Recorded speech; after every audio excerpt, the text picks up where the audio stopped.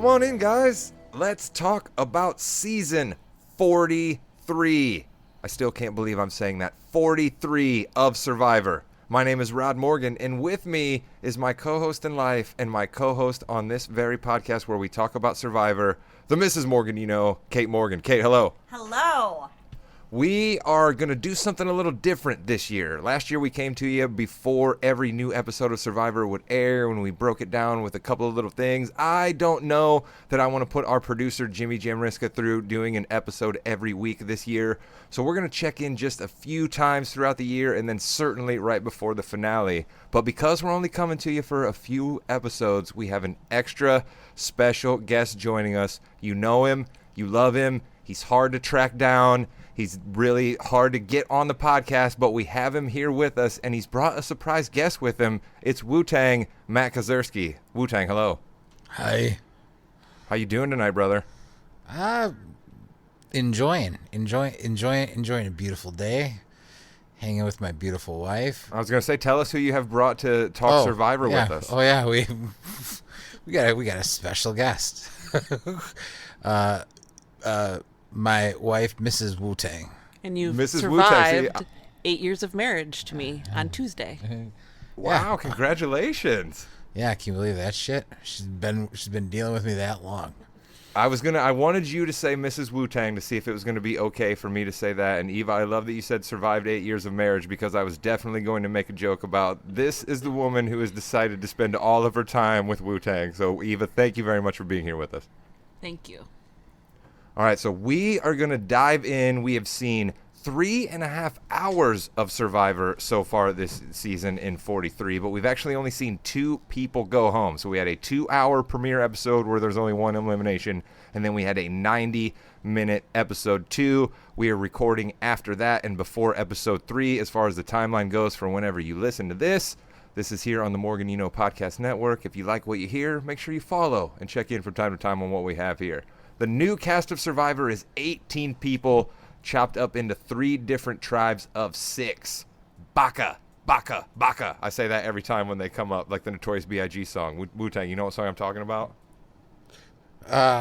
Actually, I don't. But give me the loot. It's funny you bring Baka up, because I think Serge Baka every time. Oh, you think Serge Baka when you hear Baka? Yeah, every time. I instantly thought, give me the loot. Yeah, that's what I say every time they come up. We also have Coco and we have Bessie. And Wu-Tang, your first thought, who are your favorite early standouts? Kate and I have a couple written down, but I just want you to pull from that wonderful dome of yours. Who are the early standouts to you? Jesse, Cody, and Sam. Jesse, Cody, Sam. Okay, we have all of those written down. Eva, who are your standouts early? Definitely Cody. Definitely Sammy at this point. Sammy. Yes. Now, are these guys that you look at as you find them entertaining television, or do you think they might be contenders and possible winners? Because I know I have an opinion, but I'd be interested to see what you guys think. I think their value at this point is entertainment value. I don't agree. I honestly, and we might get to this later, but I have this whole theory that Cody's just a fucking like an actor, you know, and he's really not as like dumb as he's making himself out to be, and he's gonna flip the script and he's gonna be just some normal salesman. See, I think I see where you're going with that, with the actor piece. I could see that playing into him, but I think he's in it for the entertainment, but I also think he's a little bit more strategic than what he's letting on. I don't think his personality is going to change completely over the course of this season, but I do think he's a lot of fun, and I'm worried that he might go home sooner than I want him to, because I enjoy him. And I like Sammy an awful lot too, and I really like Jesse, and I also really like Ellie, although I don't like her going through people's things, but we'll get to that. Yeah, that's definitely something I want to touch on. But here's my thing on Cody, okay? If you're going to carve out your ideal Survivor winner, someone who has living tattooed on their ass is probably not going to be one of the first things you decide to describe that person with. And the other thing that I'll just point out more physically is the guy climbed up a steep cliff and like free dove into the water, all right? He's burning calories, he's burning energy on stuff that doesn't matter. That's ultimately going to be his downfall, I think. But I will give you this, Wu-Tang. He does seem to be able to perform under pressure, which is something that an actor needs to do, right? When he came across that advantage and had to scramble quickly to get a hold of all those beads, right? I mean, how the fuck you come up with that plan? You know what I mean? When you think about it, like, I was sitting there going, well, how was he going to convince all these people to give him beads? And somehow he came up with that idea with the hat. And, you know, I thought it was beautifully played. And I don't know if he came up with that idea or if it was just Jesse or what. Yeah, so what we're talking about is the Beware Immunity Challenge, which differs this year than what it was last year and the previous year, where they all had very odd phrases that they needed to recite and had to have each tribe have someone find the idol in order to be able to recite those lines. And it was all, I thought it was a little bit too much. And so this time he finds the Beware Immunity Challenge right before they're going to tribal council. I mean, this man has seen previous seasons of Survivor, knows full well that something's going to happen where he's going to be risking his vote before going to tribal council unless he can accomplish something, and he manages to pull it together. His task is to gather beads from every single tribe mate that I think are attached to their bags in some way, and gather them. And I think the initial task was to create a bracelet or some sort of item, and he manages to figure out a way to fashion them to his hat, and with the help of 2 other tribesmates, get all of the beads, and does it quite well. It was a smooth move by the Code Man, and he has essentially created himself an immunity hat. It will be interesting to find out if he can literally just give that hat to someone else, and then they can have immunity, and so that will be interesting. What do you think of the tweaks, Eva? Did you like the tweak to it this year, or were you more of a fan of the way they did things in season 41 and 42? I kind of liked the tweak because it caused the situation to happen where they had to scramble, Jesse, and I just forgot It's NECA, isn't it?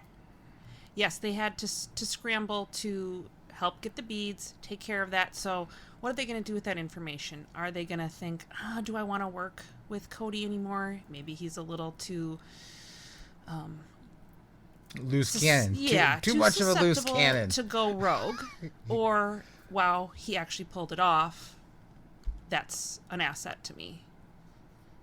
Ooh, okay, interesting. An asset to me. What I wondered a little bit here too is this gives Cody another chance to sort of be a shining star, right? He gets to be everybody's friend. He gets to pull off, look at this move that I made. When it comes time to explain things to the jury, right? He gets to talk about how he did this. You know what I mean? Like, I wonder if this put an even bigger target on his back. But Woo, that's what I think you're speaking to here. You think that this guy's able to play almost any scenario, so you think he's going to be able to be good at keeping the heat off of himself is what I think you might be getting at here, no? Yep. Yeah. No, I do.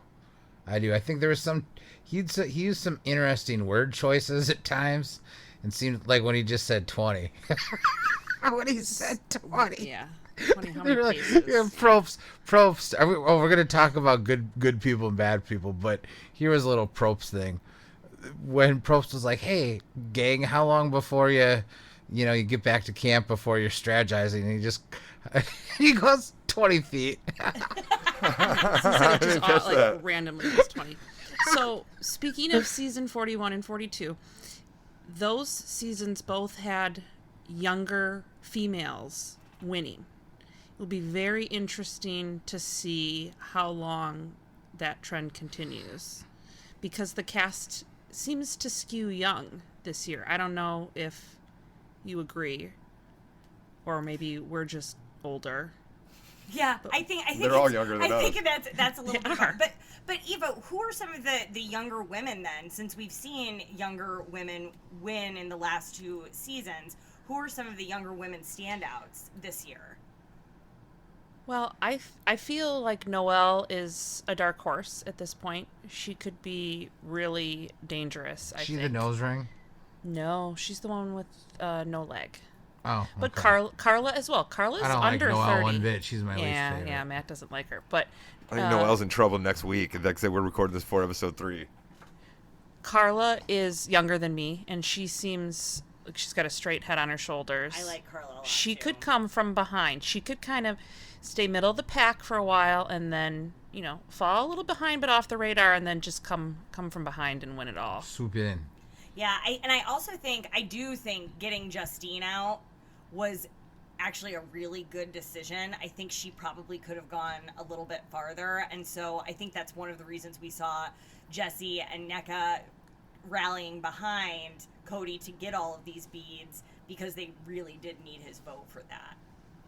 Yeah, I think Rod? I was going to say, I think one of the smarter things that you can do early on in camp life, which I know was sort of a question we had here as well in the outline, is that, like, if you can kind of sit back and not seem like you're dominating things, but actually figure out a way to gather a consensus of folks to take out the first person that shows themselves as an operator, you can really set yourself up on solid ground, because you basically get rid of sort of the alpha that I think every team that the producers put together gets cast with. So if you can figure out a way to not have yourself be labeled as the alpha, not be the one that seems to be out front, dominating things, making the decisions, but then you actually can get a consensus of folks to get that person out, you're definitely sitting good. And that's why that was a great point by you, babe, about getting Justine out, because I think she was the operator of that group. Not necessarily the alpha, but the operator of that group. And getting her out is going to mean opportunity for other folks to try to show their strategic abilities.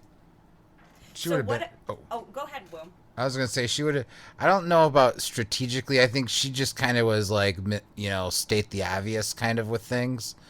But that's half the game of Survivor, though, right? Is getting people to do sort of what you want them to do and being able to make those moves, Well, right? but As annoying as we can find her, that's the game. That's operating. That's moving. She sounded snotty every time. Every time she talked. She definitely sounded snottier in the second episode than Yeah. she did in the first episode. Perhaps also it's not a good idea to tell people that you're a good liar. Yeah, like I gotta lie good. Yeah, and you're like, what? And then she's at tribal. She's even like, oh yeah, 2 and 2, 2 and 2, like stating obvious shit that shouldn't have been. Like, it doesn't make her. I guess my thought was it doesn't make her a good game player. She's just talking about it way too, like talking about her shit too much. Does that make sense? Yeah. What early strategy do you think you would employ, though, Wu, if you were on the island, or who was somebody that employed a strategy on the first 2 episodes that you liked? Wow, that's a good. Probably. See, this is why you look at the outline ahead of time. No. You would have known to be I'll go. prepared for this No, question. I'm- Eva, do you have a good answer for this? Why your husband thinks on his feet? Not No, you me. just found the title of his memoir. So my strategy would probably be to sit out one of the first 2 challenges, because I would want to be able to observe my team very specifically, instead of being in the action, so I can find weaknesses to exploit later. Like a fucking poker player, babe. I love it. But what if that's not an option, right? Like, so what if somebody on another tribe hasn't gone home, and so you don't have an extra player, and that's not an option for you to sit out? That's true.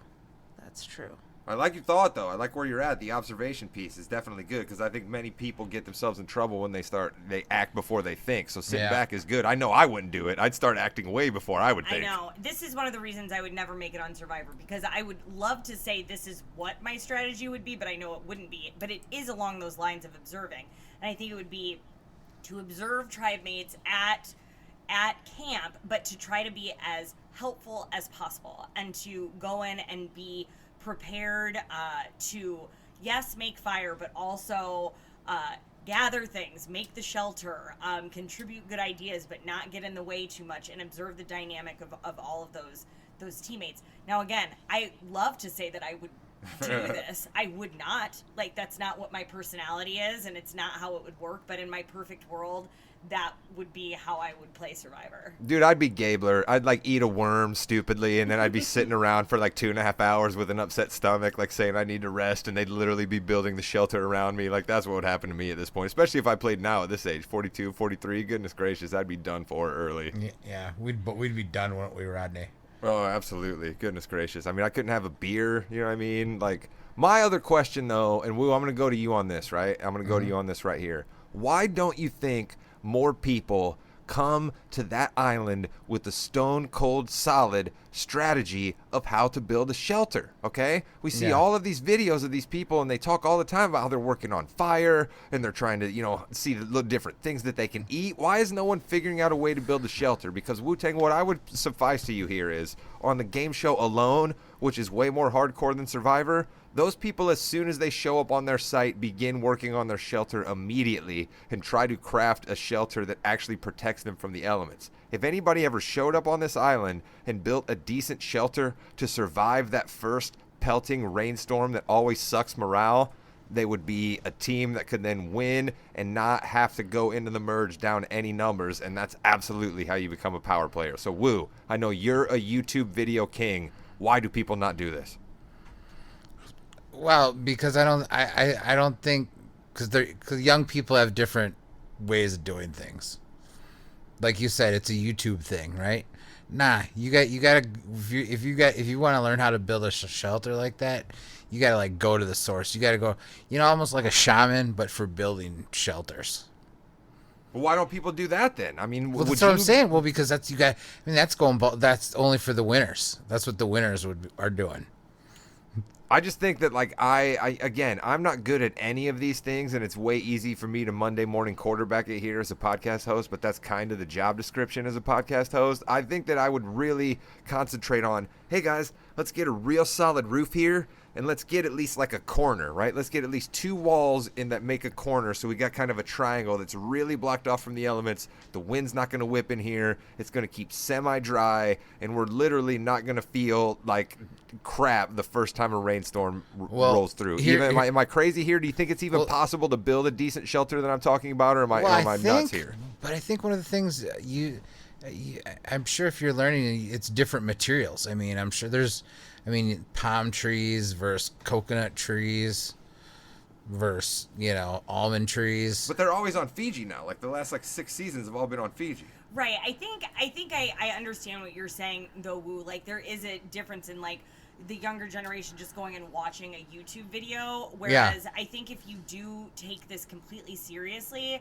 and you are a very prepared person, you would probably consult with a survival expert to a certain extent and actually try to use materials that are similar to what would be on the island and figure out how to do that. But for the younger generation, that would involve picking up the phone and making a phone call and talking to someone and making an appointment, and that is never going to happen.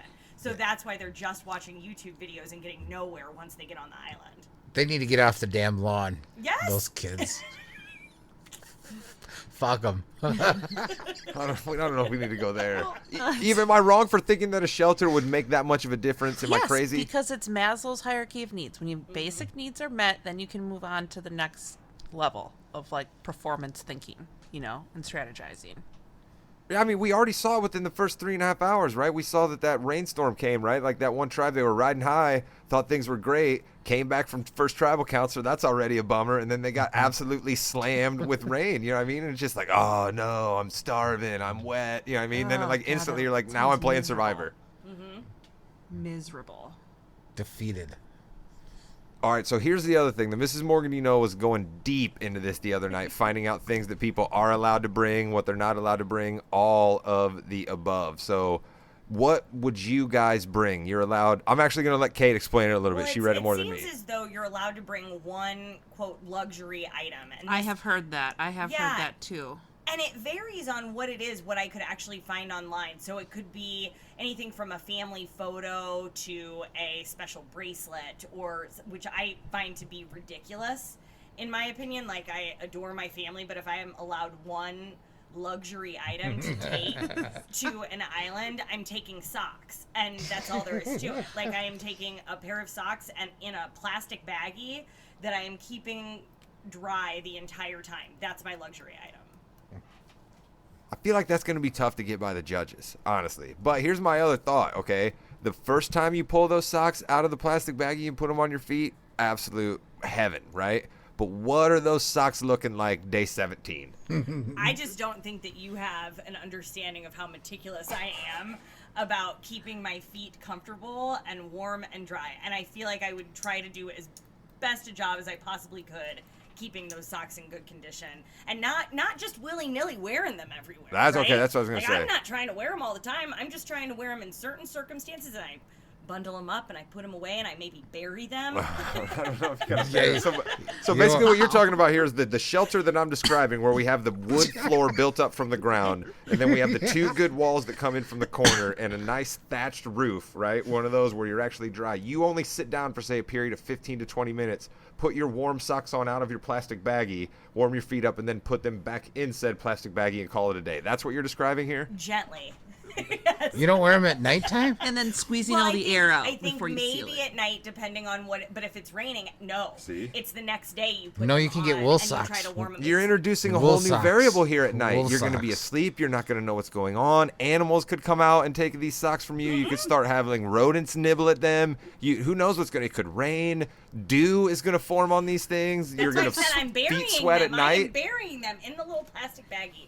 You are really down on the socks. What's your luxury item? My luxury item would be a picture of my wonderful wife and son. That's what my luxury item would be. How do you feel now? How do you feel now? You know, it's lovely. It's just lovely. I think a critter could come along and nibble on that too. It would, but you know what? It would make it look more worn, and it would just like one of those old West photos that I dug up out of one of those time boxes. What do they call those? Is it a time box? I don't think that's right. No, the fucking not a time machine. Time capsule. Time capsule. There you go. Time I said machine. time box. I'm a podcast host, ladies and gentlemen. I said time box. Wu and Eva, what would you guys bring? I'd bring probably chapstick. Ooh, I that's thought a about good that before, one. yeah. That's a really good one. Just utilitarian enough. Mm-hmm. Do you think a headband would be considered a luxury item, or do you think I could get away with that as being part of my wardrobe? I think you Yeah. get away with it being a part of your outfit.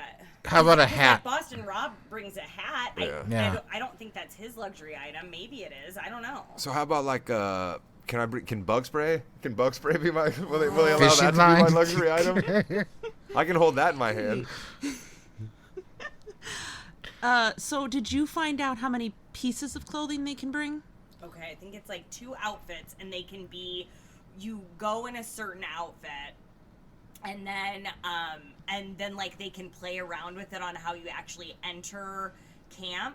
And then depending on how absolutely annihilated the outfit gets over time, the producers can come in and give you the exact same pieces of Nice. clothing. So you have a backup, later on. Yeah, if like let's say I have one shirt and that shirt is just ripped to shreds by day 22, then somebody can come in and give me the exact same shirt that's not ripped to shreds. Yeah, well, it And wouldn't be then- the exact same shirt though.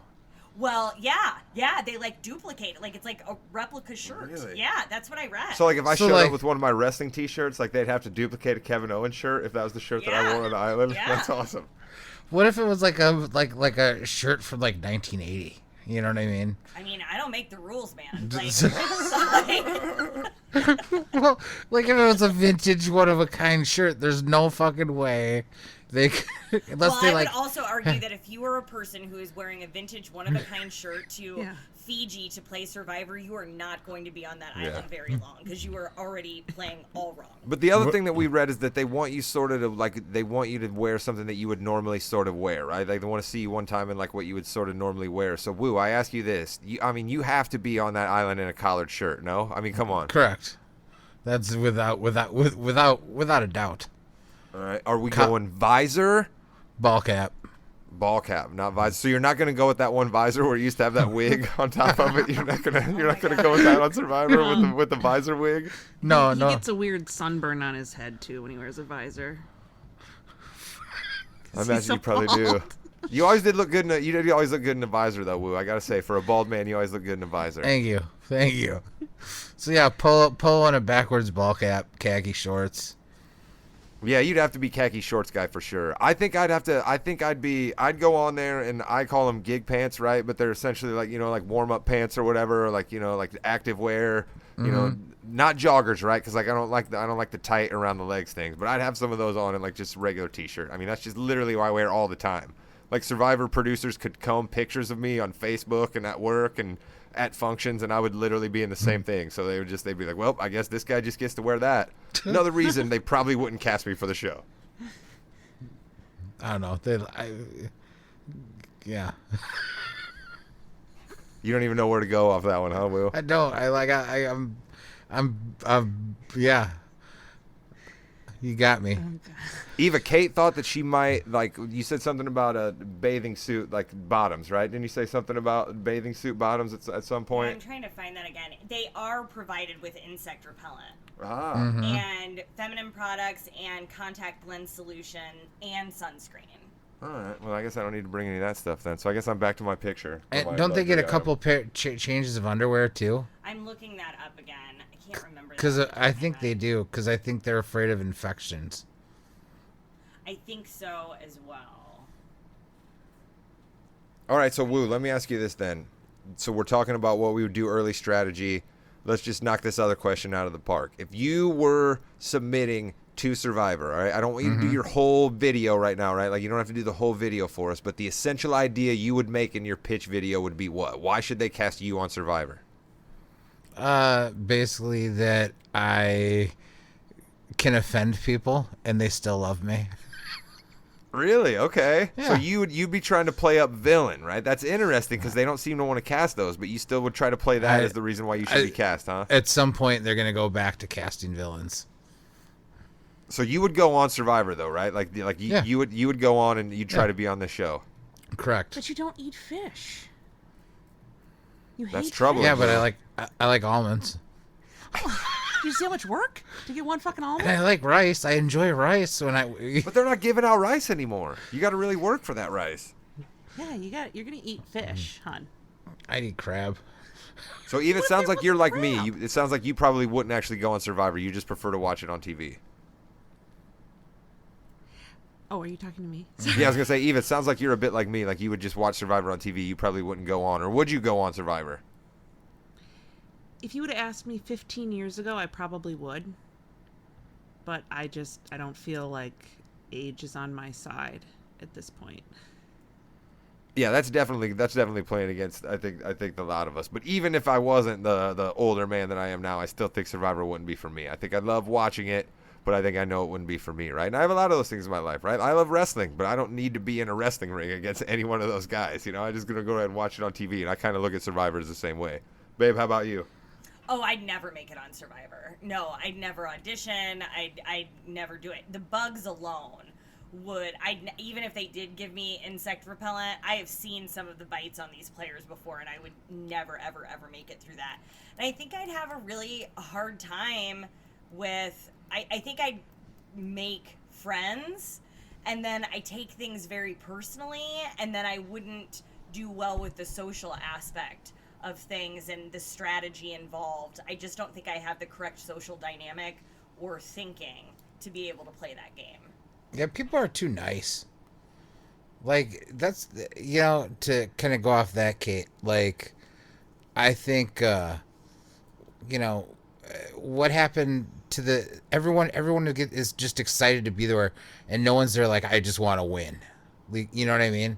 Like, I don't get you that. Just mentioned that. There's not that there's direct, targeted goal anymore enthusiasm, as yeah. much. They're like, we're just happy to be on Survivor. Right, because now the fans are And contestants. if we and happen to that's- win, then Well, what's interesting, though, is that the first person who was voted out this season, that Mariah, I think was her name, is that was one of the first things she said in episode 1 was, well, everybody comes out here and says they're not here to make friends. Well, I am, and she's the first person to go home, which I think is kind of interesting and plays into the opposite of what you're just saying. But I do agree. I think that people are becoming nicer on the show, or you're casting nicer people, but it always gets down to those relationships toward the middle and the end of the game where people do have to break alliances and friendships, and I would have a hard time with that. I got let me ask you this, Kate.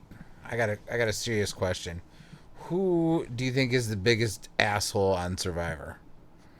Like this season? Sure. Oh. I don't know. I'll tell you exactly who it is. Are you ready? Yeah. Fucking Probst.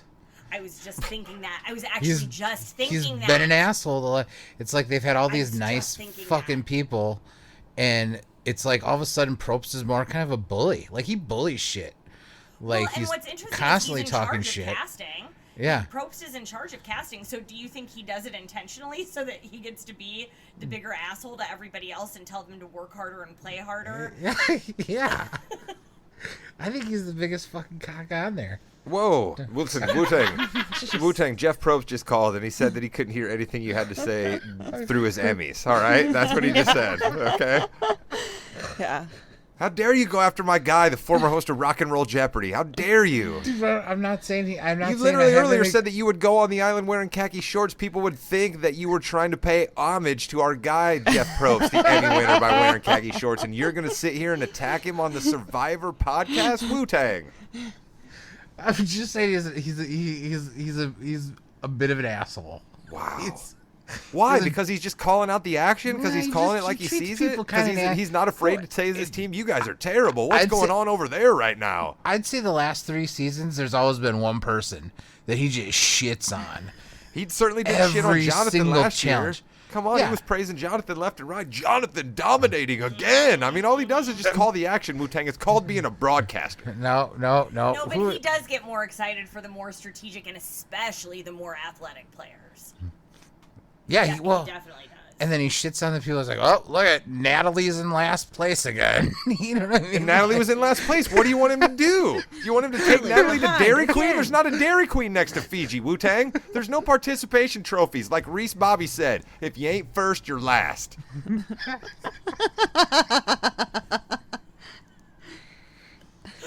Oh, well, getting back, I found a little bit more information on the underwear situation. So it looks as though, if you ain't first or last, it looks as though you can request a new pair of underwear if yours are just like falling apart or if you've lost so much weight that they're like essentially hanging off of you. And this looks like has been a serious point of contention among contestants because like we're talking hygiene issues, especially Yeah, for that's women. So gross. like That's we're gross. looking at yeast infections and UTIs and like that's not good. So like the women have complained about that. And up until 2018, contestants were also allowed to bring along bathing suits and they've outlawed that now. Like you cannot bring along a bathing suit and the female contestants have been very upset about it. And interestingly enough, you actually have to submit for it in writing. And then they recently sent out a memo that you need to do TPS reports. It's a whole thing. Lomberg talked about it. It's been a whole issue. But it's all on parchment paper on the island. To write it out with the tree bark. It's a real long process. You got to decide in the morning because then by the time it gets Chisel dark, it. you then just have your note scratched out. It's a whole thing. All right, let's get back to the folks that are actually on the show here. Let's go with some early predictions. All right, let's not go right to winner because that's, we get it all out the way early. Who is somebody, Eva, I'm going to go to you on this. Who is somebody that you would predict right now is just going to go out way earlier than you want them to? That you're like, oh no, I love this person, but you kind of see maybe a darker turn for them. Who do you got for that answer? I think Gio. Oh, my guy. Oh, I Yeah, like he's him a gonna lot, go too. out quicker though than I want. I think he's gonna really try, and he's gonna get pretty far in some of his alliances, or with his current alliance, the other gay man on the island, or in the Ryan. Yes, Ryan, isn't it? They seem pretty tight, but I don't know if he's gonna be able to have that kind of connection with any of the other players because of his tight bond with Ryan. That's a good, I love me some Gio, but that's actually a really good answer. Wu-Tang, who do you got for that? Actually, I'm kind of going on the opposite. I kind of think Gabler is going to stick around longer than I want him to.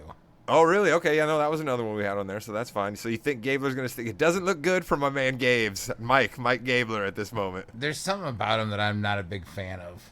Here's the first thing I would say real quick. I've watched a bunch of seasons of Survivor. You got to earn your last name. This guy just shows up on the island and gets to be Gabler right from the start. What's going on there, I thought man? that You don't was get to just be weird, last name. too. I thought that was weird. Maybe that's his I first guess name. because How do we Mike know? is just so blase blah, but his name Gabler's is not Mike, really yeah. that cool. I feel like there's always somebody every season that just gets lucky a few times and just Well- sticks around at least 2 or 3 weeks long. Well, our weeks longer than you think they should, and I think that might be him. I totally agree. And here's my thought on someone who is going to go home earlier than I would like her to. And I mentioned her in the beginning, and that's Ellie. I really like Ellie a lot. I really do. she did not make a good move by going through Gabler's bag, though. And it looks like on the preview for the next episode that all the boys start talking and he starts getting mad about it, as he should. I do not like the idea of going through somebody else's things. And so I think she's going to end up going home. And you're right, Eva. I think Mike Gabler, is going to stay around a little bit longer than what I really want him to. All right, Wu, king of controversy. Let's just dive into it here since it just got broached. Where do you stand on people on Survivor going through the other contestants' bags? I don't like it. Really? I thought you'd go the other way. I'm gonna have to be the one that breaks bad. No, wait. It's not that I don't like it. I just think that you should be allowed to steal. Whoa. But how are you stealing anarchist? if you're not getting in somebody else's bag? Like, are you talking about digging in the sand and getting out my socks? Like, Yes, is that what you're talking I am. about? I think that's exactly what I'm saying. Yeah, I- but not going in someone's bag. No, you just steal the whole bag. So, like, this is the man responsible for the moral character of my children. Well, we're talking Survivor. We're just talking Survivor strategy. You know, that's. I think you steal an entire bag and then you like claim. You should be allowed to steal. You would be even better if you went full on like Lord of the Flies, like kick someone out of the shelter. So you know what's funny is that I did read that one of the rules of Survivor is you cannot steal from another player. Now you can go through their bags, that's fine, but you can't steal items from other players. Although I did also read there have been a couple instances like when Russell Hantz burned somebody's socks. I would have lost my shit. He didn't get penalized for that at all. And there was another instance where a player stole from another player and they didn't get in trouble. But it is written into the rules. Yeah, it's bullshit. My man Russell, ask for forgiveness, not permission, baby. If there's not a rule about something, just go ahead and do it and just be kind of like the George Costanza. Should I not have done that? Is that if you would have told me that ahead of time that this was frowned upon, I would not have done that. The old George Costanza. I love that.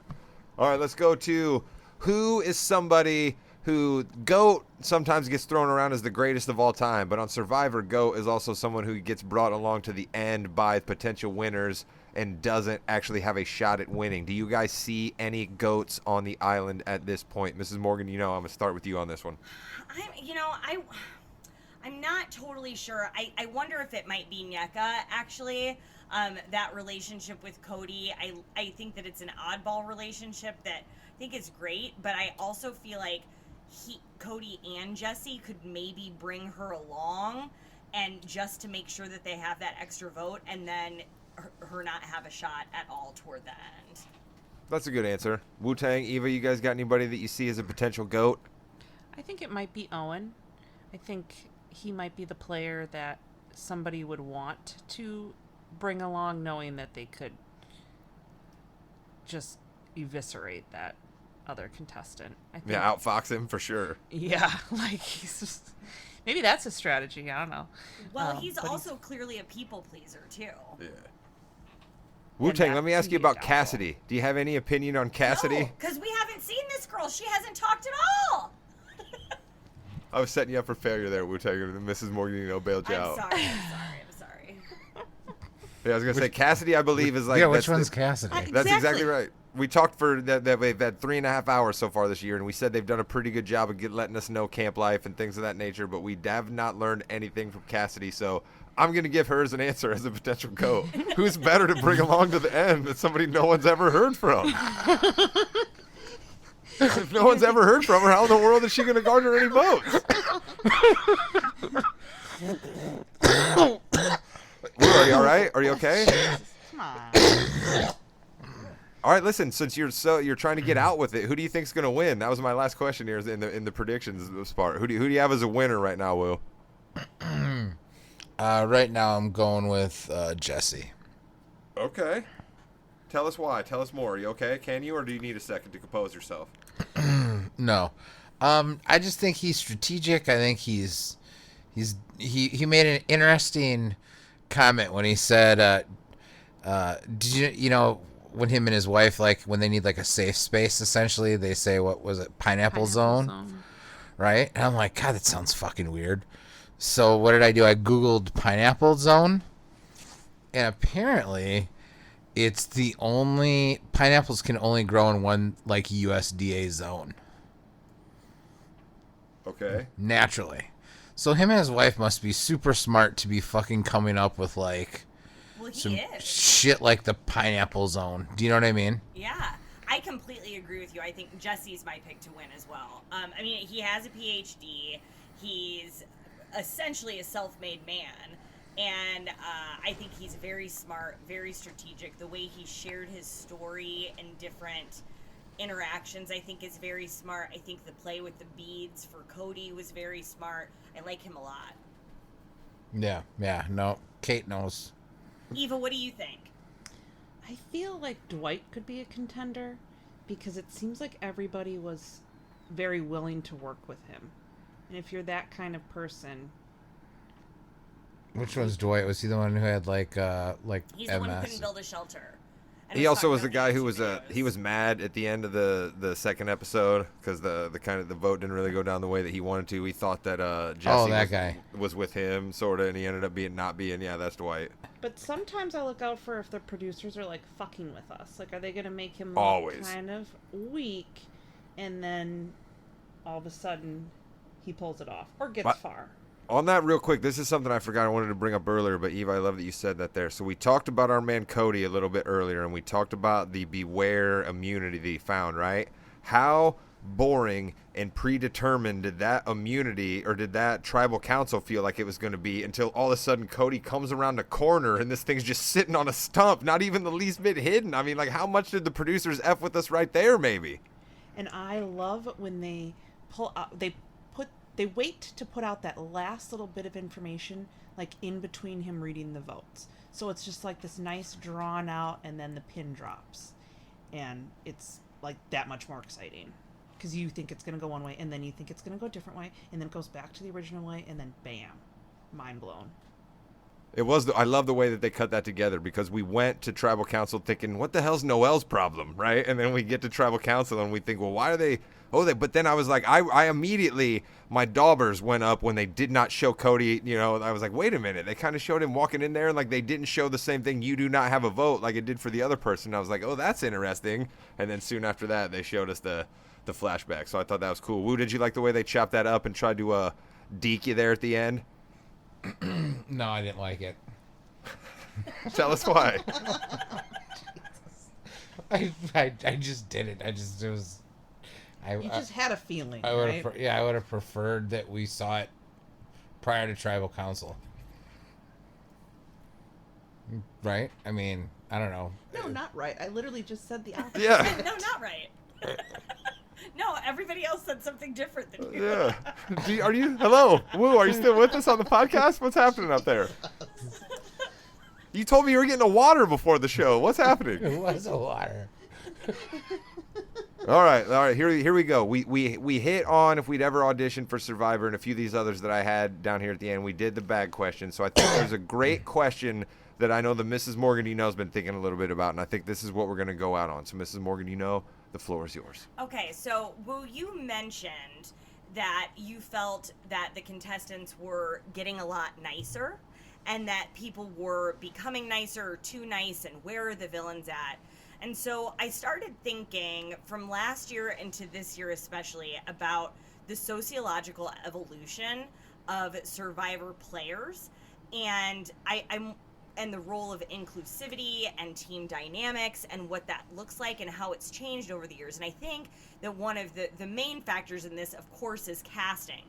Do you think that this is completely intentional on the part of casting, or do you think it maybe is a favorable, I don't know, outlook on the human race and how we're interacting with one another and how maybe possibly we're becoming kinder? Or is that just a farce and this is everything that Survivor is trying to make us believe? Well, there's a lot to dissect there. I would actually venture to say both. I think, yes, it's 100% pre-planned, but they could pre-plan anything. They could put, all assholes if they wanted.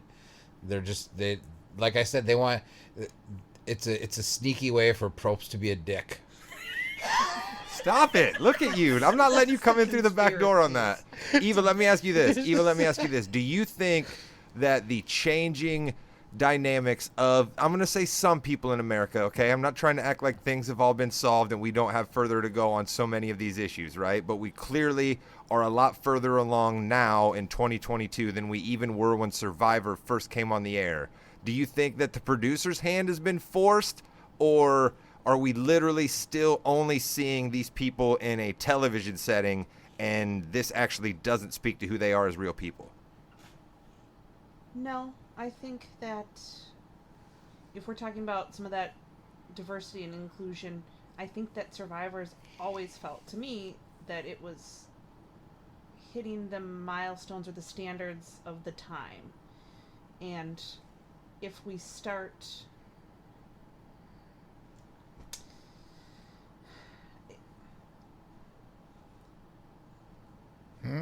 yeah, no, I'm still forming my thought. That's all right. You take your time. Good thoughts, take good thinking. Nothing wrong with that. Yeah, I think there's a part of me that really wants to believe that people are evolving to be more inclusive and understand the backgrounds and feelings of other people and other players. So that's what we're seeing. I mean, there's no discounting that casting does go into this. Like what Wu said, it is both. But I would just like to see a study done on how these team dynamics and behavior and areas of discrimination have evolved in 43 seasons. I just think, to me, it's clear, I believe, that you can see the way that tribe mates interact with one another, and even what they say in their confessionals is completely different now than what they said when Survivor first came around, right? Like, you can just see that people, to me, seem to be much more open, and they seem to be much more curious, you know what I mean? And much less willing to cast judgment on that other person and absolutely cut them out, right? Like, I mean, like, the early seasons of Survivor, we saw some people just do some cutthroat, terrible things, say terrible things to other people, and feel that they were completely justified to do all of those things. And we just don't see that anymore. So I absolutely know that television is a medium that is producer driven, and you always have to question what you see on camera because the people want you to see that on camera.